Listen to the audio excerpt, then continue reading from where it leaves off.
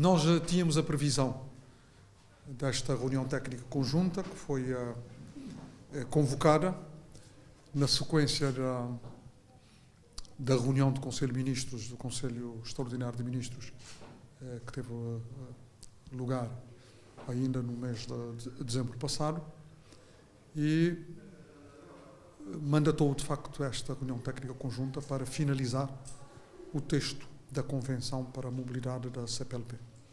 Na verdade, nós convocamos esta reunião, a previsão era de 3 dias de trabalho e, felizmente, com 1 dia e meio de trabalho, nós conseguimos finalizar o texto.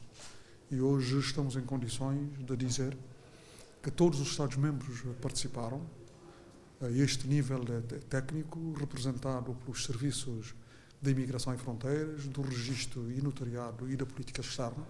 A este nível técnico, todos os Estados-membros participaram e nós chegamos a um consenso sobre todo o texto, desde o preâmbulo a todo o articulado do texto, foi objeto de consenso. Nada ficou, portanto, em suspenso. A única coisa que, naturalmente, se pode ainda fazer em relação ao texto são questões de ordem formal, que têm a ver com a elegância da escrita, as retificações, uma maior, portanto, clareza do texto, etc. Portanto, são razões formais, estritas, que seguramente não se prendem com a substância da matéria e não se prendem com reabertura de qualquer outra discussão já havida, portanto, no seio da reunião técnica conjunta. É evidente que os ministros, no gozo das suas prerrogativas, poderão sempre fazer as alterações que entenderem conveniente. Mas a este nível técnico, o projeto apresentado foi objeto de um consenso alargado sobre todo o articulado, sobre todo o preâmbulo e, portanto, a este nível técnico nós podemos dizer que nós temos a matéria completamente fechada. Ou seja, o que o Sr. Embaixador está a dizer é que há um documento pronto, final, sobre a mobilidade, que apenas falta ser aprovado pelos ministros no próximo Conselho de Ministros, é isso? Exatamente. Finalmente agora, temos a proposta final da mobilidade. Temos a proposta final da mobilidade, temos um texto final. Como disse, a única coisa que pode acontecer o texto é a colocação de vírgulas, é a clarificação, é uma palavra ou outra que pode ser eventualmente alterada por razões de elegância, de clareza, e, portanto, são questões, de facto, tecnicistas, mas não questões que têm a ver, portanto, com a matéria. Nós temos um acordo sobre a matéria na sua globalidade, em todas as disposições, desde o preâmbulo até o último artigo. Agora, competirá ao Conselho de Ministros avaliar e fazer as considerações que entender, portanto, por conveniente sobre esta. É absolutamente livre, os ministros nesse aspecto, e depois da apreciação tem a palavra final a Conferência de Chefes de Estado e do Governo, que deverá ter lugar em julho, em Luanda, como já está, portanto, acordado. Sr. Embaixador, isso deixa-me aqui curiosa relativamente a uma questão, que é, de tudo o que falamos, eram complexas as questões, nomeadamente da certificação das qualificações profissionais e académicas, por um lado, e também as questões da segurança social e as taxas. O que é que ficou determinado relativamente a essas questões?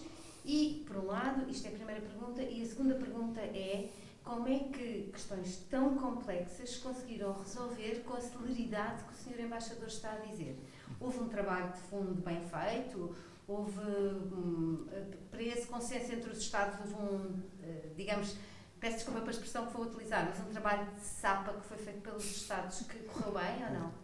Não, e repara, nós temos, ao longo desses tempos, discutido esta matéria também já várias vezes, e toda a gente conhece a posição, portanto, dos Estados. Em relação a algumas dessas matérias, repara, a solução não poderia ser outra que não seja, digamos, deixar que os próprios Estados, cada Estado, regulasse esta matéria a nível do seu direito interno.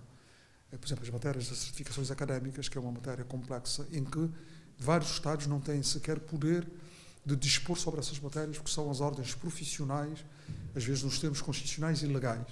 E, portanto, tivemos que remeter essas matérias para, portanto, para o ordenamento interno dos Estados, para que esta questão, portanto, fosse resolvida. E resolveu-se assim, portanto, de forma pacífica. Outras matérias. Certificações profissionais, não é? Exatamente, nesta matéria. No que respeita às taxas, houve alguma confusão? As taxas, nós chegamos aqui, portanto, nós chegamos a um acordo. Nós, em relação a certos tipos de taxas e monumentos, nós fizemos aqui uma regulação, num sentido, e em relação a outras taxas e monumentos, nós deixamos para os instrumentos adicionais de parceria. Porque, repara, como a Convenção não é aplicável imediatamente para todos os tipos de mobilidade, não é? E, portanto, para os tipos de mobilidade que deverão ser objeto de parcerias específicas, então, nesses instrumentos adicionais de parceria, estas taxas serão reguladas. Mas esta já reunião técnica conjunta, em relação a algumas taxas e monumentos, tomou já um posicionamento muito claro e adotou, portanto, uma solução. Então, quer dizer, qual foi esse posicionamento, portanto, Sr. Embaixador? Quer concretizar? É isso que eu estava a dizer. Ainda não queria adiantar o texto, porque, repare, ainda o texto não foi distribuído aos Estados-membros. Não é? Nós discutimos, acabamos a discussão. O que quero dizer é que esta reunião técnica conjunta, em relação a alguns títulos de mobilidade, esta reunião técnica conjunta regulou as taxas e os emolumentos, e em outros tipos de mobilidade remeteu a regulação das taxas e emolumentos para os instrumentos adicionais.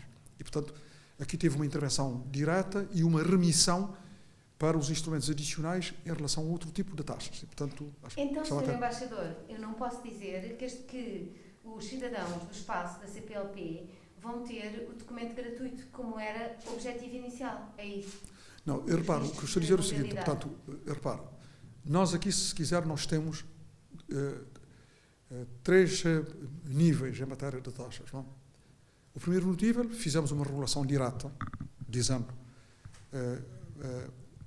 as taxas e emolumentos relativamente a algum tipo de mobilidade, adotamos o esquema de isenção, de isentar taxas e emolumentos para uma mobilidade específica de mobilidade. Para outra mobilidade específica, mas se eu dizer, não, ainda não definimos o texto, o que eu estou a dizer é que há um tipo de mobilidade em relação ao qual nós definimos isto está regulado pelo esquema de isenção de taxa. Há um outro tipo de mobilidade que estabelecemos para todos os tipos de mobilidade, estabelecemos um teto. Ou seja, os Estados-membros não poderão adotar taxas e emolumentos que sejam superiores às taxas e emolumentos de mobilidade que é celebrada com outros Estados-membros. Portanto, estabelecemos um teto. Para quê? Isso é apenas como medida cautelar, para se evitar, digamos, a fixação de taxas que possam constituir, portanto, obstáculos à mobilidade. E, portanto, estabelecemos, portanto, o teto geral para todos os tipos de taxas, para todos os tipos de mobilidade. E depois fizemos uma terceira regulação, que é deixar para os instrumentos adicionais a fixação de taxas e emolumentos, em alguns tipos de mobilidade, mas sempre submetido a este teto. Não se poder ultrapassar o limite também das taxas e emolumentos aplicáveis aos títulos ordinários de mobilidade celebrados com cidadãos, cobrados aos cidadãos de outros Estados terceiros. E, portanto, esta matéria está muito bem regulada. Então, Sr. Embaixador, eu posso concluir que o que a presidência cabo-verdiana receava, neste caso, e sendo que foi a presidência cabo-verdiana que se empenhou imenso neste projeto da mobilidade, era que alguns Estados pudessem abusar destas taxas relativamente a uma mobilidade futura em curso na CPLP. É isso? Não, repara, o que nós... Este teto vai impedir que isso aconteça? Creio que não se possa dizer que havia, digamos, um receio. Nestas matérias, eu creio que ter uma posição de cautela é sempre uma posição, portanto, um pouco mais segura. Até porque, repare, como são os diferentes, às vezes, níveis de vida dos Estados-membros e, digamos, os poderes aquisitivos também são diversos, e era extremamente difícil estabelecer um teto quantitativo, isso era complicado. Mas nós temos um limite que é um limite, digamos, natural, que são as taxas que são cobradas normalmente, portanto, para os cidadãos de uma forma geral. E quisemos estabelecer o limite destas taxas, como, portanto, o limite máximo também para os títulos de mobilidade CPLP. Isto é apenas uma posição, portanto, de cautela, de sorte, digamos, a se poder evitar, digamos, a eventual aplicação. E às vezes os Estados estão sujeitos a uma grande pressão financeira, não é? Com grandes dificuldades, e haverá sempre uma tendência, mesmo nos serviços públicos internos, o esforço de aumentar as taxas para aumentar as receitas, não é? E por isso tivemos também esse cuidado de estabelecer um limite. Sr. Embaixador, relativamente à questão da segurança social, como é que ficou então as contribuições? Também em matéria de segurança social adotamos uma solução que é semelhante à questão das certificações, porque isto também vai depender dos acordos de segurança social entre as diversas instituições dos Estados-membros. E, portanto, também era uma matéria que era de difícil regulação, digamos, multilateral. E, portanto, também a segurança social será não só objeto, digamos, de alguns instrumentos adicionais, quando a ordem interna dos Estados assim permitir, como também poderá ter ainda uma remissão para os acordos entre as instituições de segurança social de cada Estado-membro. E há Estados-membros que já têm acordos de segurança social nestas matérias, portanto, de mobilidade. E, portanto, isto pode servir, digamos, como digamos, um padrão para regulações, portanto, futuras nesta matéria. Então, Sr. Embaixador, isso faz-me entender que a reunião acabou tão depressa e foi tão célere e foi tão fácil o consenso, porque uma boa parte destes assuntos foi remetido para a ordem interna dos Estados. Não, uma boa parte foi remetida para a ordem interna dos Estados. Como eu disse, é verdade, duas matérias, basicamente. Duas matérias.